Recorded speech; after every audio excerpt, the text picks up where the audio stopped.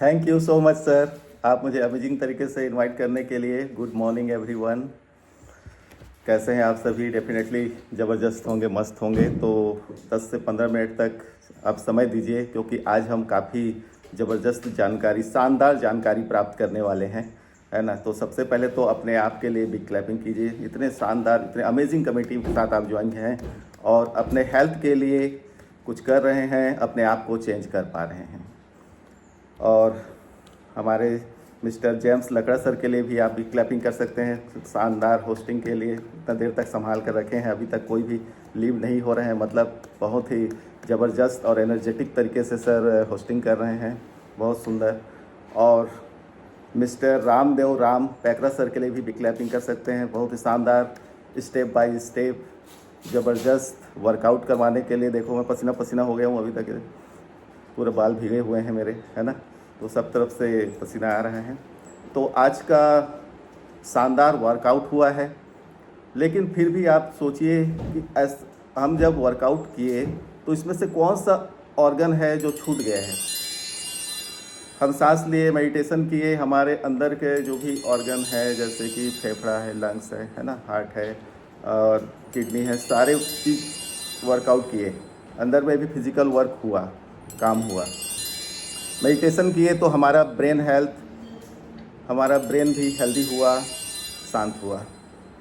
लेकिन ऐसा कोई ऑर्गन है जो छूट गया है? कौन बता सकते हैं? आप हैंड रेस कर सकते हैं। गुड, चलिए तो आप ही बताइए। निर्मला दीपवानी मैम, बताइए कौन सा ऑर्गन है जो छूट गया है? उसको वर्कआउट भी करना बहुत ज़रूरी है। जी सर, अपने माइंडसेट के लिए एजुकेशन हमारा जरूरी है सर। बहुत सुंदर, भी क्लैपिंग कर सकते हैं मैम के लिए। बहुत ही शानदार जवाब, है ना। तो अक्सर हमारे जो क्लब ऑनर है gate 2500 RO mister Liladhar Sahu sir, हमारे सीनियर, है ना, वो हमेशा हमको वो एक्सरसाइज करवाते हैं जो छूट जाता है। तो आज हम उसको करेंगे, तब आपको समझ में आ जाएगा कि आज का टॉपिक क्या है ना। तो बहुत ही शानदार होने वाला टॉपिक, और ये बहुत ही महत्वपूर्ण है उसकी देखभाल करना, और उसके लिए भी थोड़ा सा टाइम निकालना, वर्कआउट करना। तो सभी को आप थंब को इस तरह से करेंगे। अब तो आप समझ ही गए होंगे कि हम किसका एक्सरसाइज करने वाले हैं। हाँ, अब इसको हमको धीरे धीरे लेफ्ट को ऐसे ले जाना है, और आँख, आपके सिर को सीधा रखना है ऐसे, और इसको देखना है ऐसे। धीरे धीरे आप ले जाइए और इसको इस तरह से देखिए, दिख रहा है? फिर वापस लाइए। अब राइट हैंड को इस तरह से, आपका सिर सीधा रहेगा, आप सामने देखेंगे, लेकिन धीरे धीरे आपकी नज़र जो है आपके थंब तक जाना चाहिए। इस तरह से आप आँखों का एक्सरसाइज करेंगे। तो ये आज का जो टॉपिक है बहुत ही शानदार, क्योंकि इस टॉपिक से हजारों गाने बने हैं। जरा नज़रों से कह दो जी, निशाना चूक न जाए। तो ये नज़रें हैं जो है, ये बात करती हैं, ये फीलिंग को शेयर करती हैं, है ना। और सपना दिखाती है, नयनों में सपना, सपनों में सजना। तो इस तरह से हमारा सजना जो है वो हमारा गोल है, हमारा लक्ष्य है। तो आँखें जो बहुत ही महत्वपूर्ण है, और इसको हमको देखभाल करना बहुत ज़रूरी है। तो चलिए, आज का जो टॉपिक है वो है हमारी आँखें, हमारा आई केयर, है ना।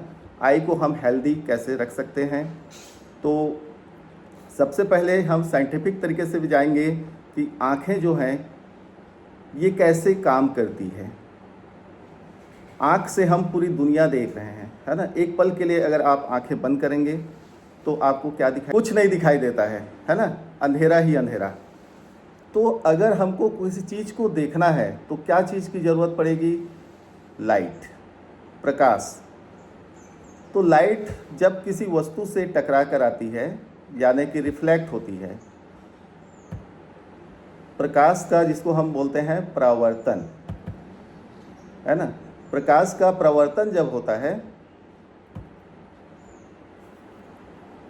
तब ये कोई भी ऑब्जेक्ट है उसका उल्टा इमेज, उल्टा प्रतिबिंब हमारे आँखों के रेटिना पे बनता है।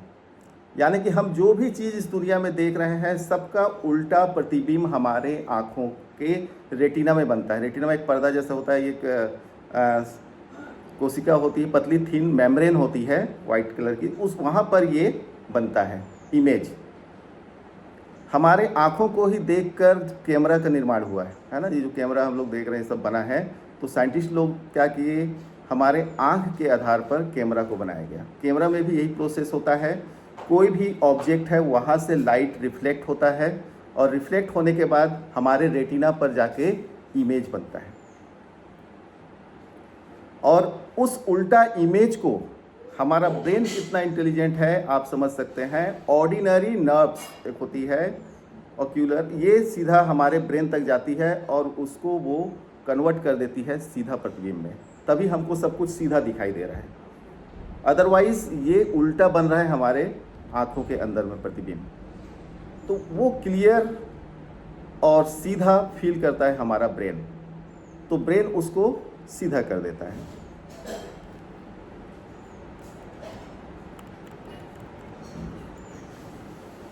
अब ये तो है कि आंखें कैसे काम करती है, तो सबसे इम्पोर्टेंट है लाइट। तो आंख जो है ये हमारा एक मीडियम है। मैंने एक दिन ब्रेन हेल्थ में भी आप लोगों को बताया था कि सब चीज़ हमारा ब्रेन ही फील करता है। हम जो देख रहे हैं उसको भी ब्रेन ही देख रहा है, हम टेस्ट कर रहे हैं उसको भी हमारा ब्रेन टेस्ट कर रहा है।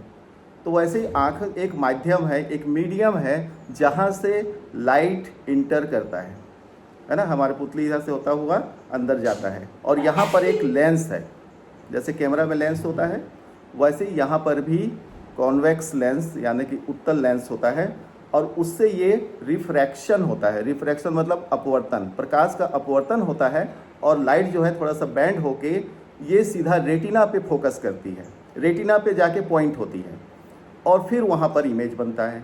इमेज बनने के बाद फिर हमारे ऑर्डिनरी नर्व्स के द्वारा ये सीधा हमारे ब्रेन में पहुँच जाता है, तब फिर हमको वो इमेज क्लियर दिखाई देता है। अब सोचिए जैसे जैसे हमारा एज होता जाता है, हम 40 क्रॉस करते हैं, 40 प्लस के होते हैं, हमको हमारी आंखें जो है वो हम चीज़ों को देखने में परेशानी महसूस करते हैं, हमको धुंधला दिखाई देता है, आई डिफेक्ट आ जाता है, हम इसको आई डिफेक्ट बोल सकते हैं। तो नेत्र दोष जिसको बोलते हैं, दूरदृष्टि, निकट दृष्टि दोष, तो ये दोष कैसे उत्पन्न हो जाता है? तो ये इसलिए होता है क्योंकि हमारे आँखें जो है इतने दिन तक काम करता है और हम लोग उसका कोई भी देखभाल नहीं कर पाते हैं। हम लोग अच्छे से देखभाल ही नहीं करते हैं, हम हर चीज़ करते हैं, फिजिकल एक्टिविटी करते हैं, सब कुछ करते हैं, है ना। बाइक चला के ऐसी खुले आँख में हम चले जाते हैं, इतने सारे धूल धक्कड़ पूरा आता है हमारे आँखों के अंदर प्रवेश कर जाता है, इतना सारा पोल्यूशन भरे वातावरण में हम रह रहे हैं। उसके बाद भी क्या होता है, हम अपने आँखों की देखभाल बहुत ही कम कर पाते हैं। उसके बाद कम से कम अभी ऐसा सिचुएशन आ गया है, हम अभी मॉडर्न एज में हैं, लगभग कंप्यूटर तो मोबाइल में हम हमेशा लगे रहते हैं, तो उसमें से निकलने वाली रेडिएशन और लाइट काफ़ी देर तक हमारे आँखों में इंटर होता है, जिससे आई डिफेक्ट हो सकता है। आजकल बच्चों को देखेंगे तो हमेशा मोबाइल में चिपके रहते हैं, है ना। तो ये क्या करता है, हमारे आँखों को प्रभावित करता है, उससे निकलने वाली रेडिएशन हमारे आँखों में जाती है और बच्चों का नींद गायब कर देता है। यहाँ तक कि आपको भी लगता होगा कि चलो खा लेते हैं, उसके बाद थोड़ा मोबाइल में भिड़ जाते हैं, लेकिन होता क्या है, थोड़ी देर बाद आपकी नींद ही गायब हो जाता है ना। ये इसलिए होता है क्योंकि रेडिएशन से ये सीधा ब्रेन में पहुँच जाता है और आपको नींद आने वाले जो हार्मोन्स है उसको कंट्रोल कर देता है, आपको नींद नहीं आती है। तो इसके लिए हमको सबसे पहले स्वस्थ आँखों के लिए उसके उपाय क्या करना चाहिए, तो आप अब जैसे कुछ कंप्यूटर में ज़्यादा देर वर्क करते हैं तो आप वहाँ से थोड़ी देर के लिए उठ जाइए और आँखों को थोड़ा सा रेस्ट दीजिए। आप कहीं सफ़र कर रहे हैं तो बाकायदा चश्मा लगा लीजिए ताकि धूल जो है, डस्ट है, वो आपकी आँखों में ना जा सके, क्योंकि आप जब भी गाड़ी साइड लेते हैं तो पूरा धूल धूल हो जाता है, तो ये आँखों में ना जा पाए डस्ट, इसके लिए आपको हमेशा चश्मा लगाना चाहिए।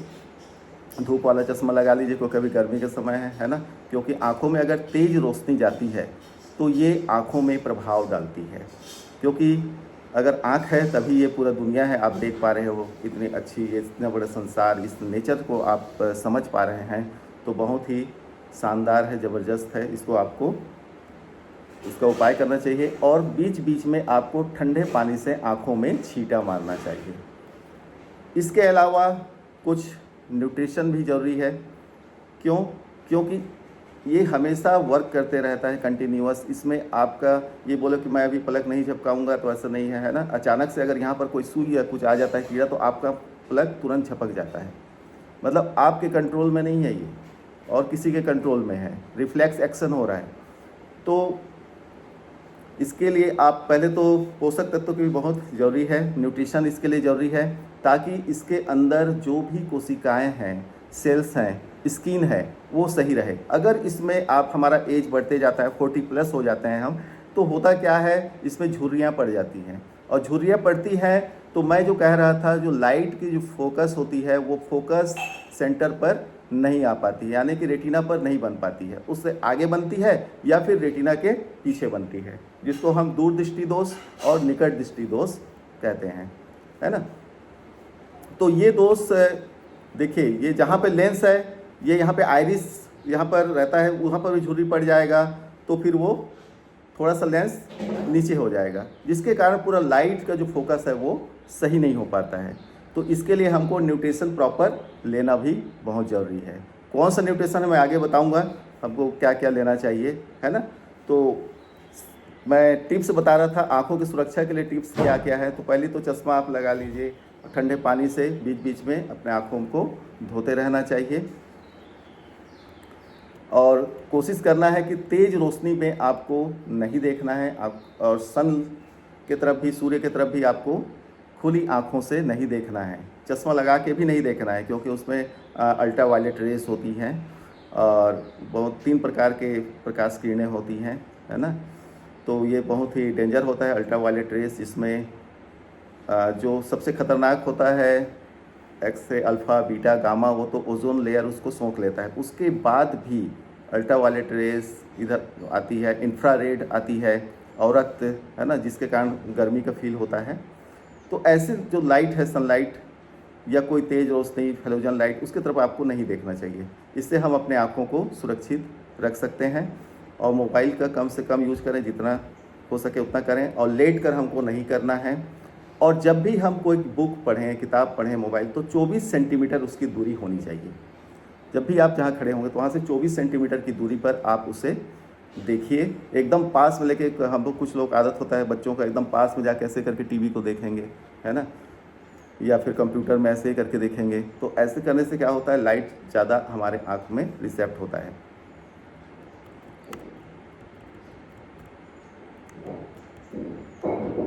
अब इसके साथ ही साथ बीच बीच में हम सब चीज़ का केयर करते हैं। बुखार आता है, हम डॉक्टर के पास चले जाते हैं, है ना, लेकिन आँखों का हमको पता नहीं चलता है।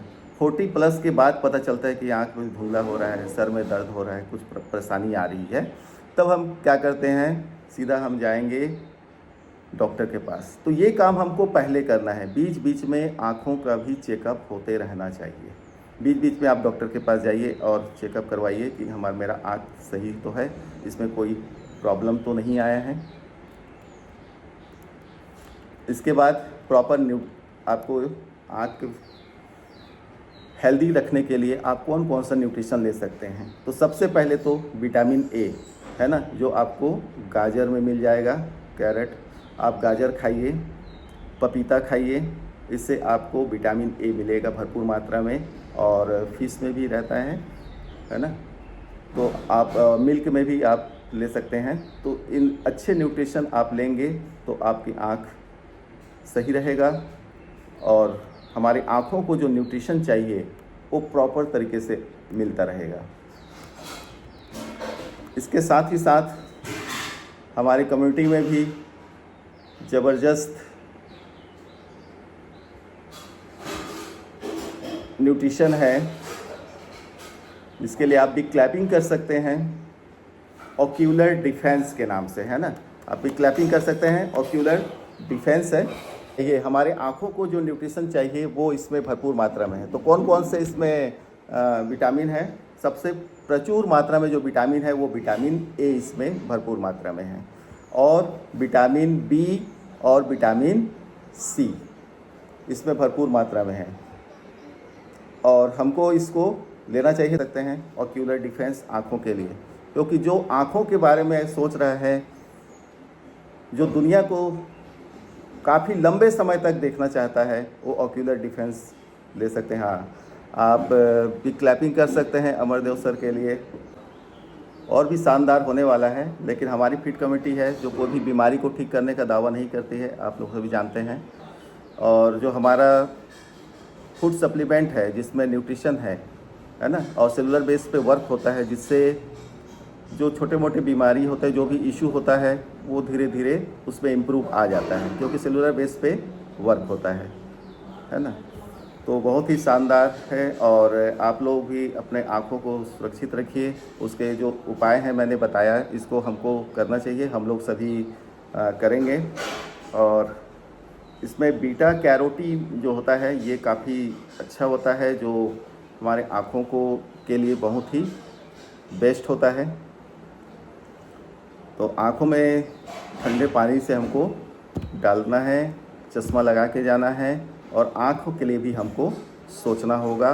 हम हमेशा आँखों के लिए भी एक्टिव रहें, तभी जो है हमारा ये जो हमने शपथ लिया है कि हम हेल्दी रहेंगे, हैप्पी रहेंगे, तो हमारी फिट कमेटी में है ना, आँख भी सबसे महत्वपूर्ण है। सारे ऑर्गन्स महत्वपूर्ण हैं, एक बाल से भी लेकर पूरे पैर तक सारा चीज़, हमारा पूरा शरीर।